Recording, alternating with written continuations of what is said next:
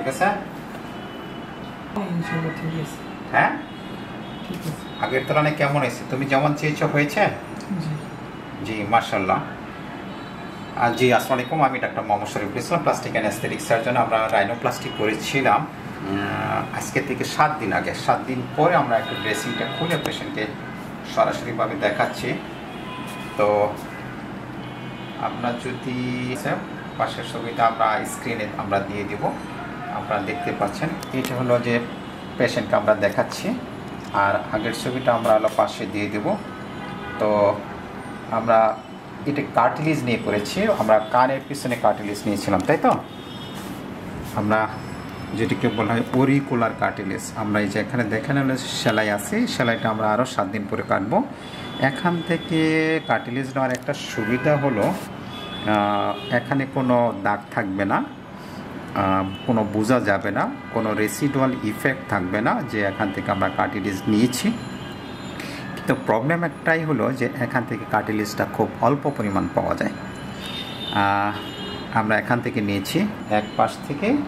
আর আমরা সাধারণত এই ক্ষেত্রে বলে রাখি যে আমরা 3 জায়গা থেকে কার্টিলেজ নিয়ে থাকি। সেটা হলো নাকের একটা সেপ্টাম বা পার্টিশন আছে, সেই পার্টিশন থেকে আমরা নিয়ে থাকি। আমরা কানের পিছন থেকে নিতে পারে, 2 পাশে কান থেকে।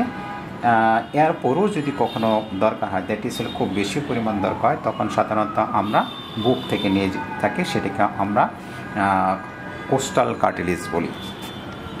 এই 3 ধরনের কার্টিলেজ নিয়ে থাকি। তো অনেক পেশেন্টে আসলে কার্টিলেজ, অনেক পেশেন্টই যেহেতু সিলিকন ইমপ্লান্ট পছন্দ করেন না, তাদের জন্য কার্টিলেজ খুব ভালো একটা অপশন।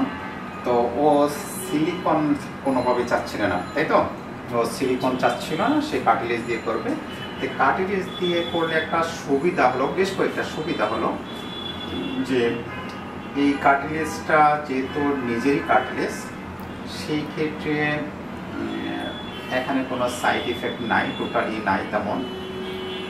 কিন্তু প্রবলেম হলো যে আমাদের 2 জায়গায় অপারেশন করতে হয়, যার জন্য আমাদের টাইম বেশি লাগে, এটা একটা প্রবলেম। আর খুব স্কিল্ড পারসন হতে হয়, তা নাহলে কিন্তু এই যে কার্টিলেজ দিয়ে আমরা করি সেটা করাটা খুব ডিফিকাল্ট হয়ে থাকবে। তো কনফিডেন্ট না হলে সাধারণত হলে যেগুলি না নেওয়াটাই ভালো। আর সিলিকন ইমপ্লান্ট নিয়ে করলে যেটা একটা আরেক দিক দিয়ে সুবিধা হলে যে আমরা যখন ইচ্ছা তখন সেটা বের করে ফেললাম, কিন্তু এই ক্ষেত্রে কিন্তু কোনো বের করার কোনো অপশন নাই। আর বের করা অপশন নাই, এবং এটার দিস ইজ পারমানেন্ট, একদমই টোটালি পারমানেন্ট। আমরা কোনো বাইরে থেকে কোনো জিনিস ঢোকাচ্ছি না। যাই হোক, ভেরি মাচ স্যাটিসফাইড, এবং পেশেন্ট যেভাবে চেয়েছিল ঠিক ওইভাবে। আরেকটা কাজ আমরা করেছি, সেটা হলো যে নাকটা বেশ ব্রড ছিল, সেটাকে আমরা 2 পাশ থেকে কমিয়েছি, যেটাকে বলা এলআর বেস রিডাকশন। আমরা এলআর বেস রিডাকশন করেছি। দেখো, এটা হলো সামনে থেকে, হ্যাঁ সামনে থেকে, ঠিক আছে? হ্যাঁ ওকে মাশাআল্লাহ। এটা হলো সাইড থেকে, এটা হলো একদম, হ্যাঁ।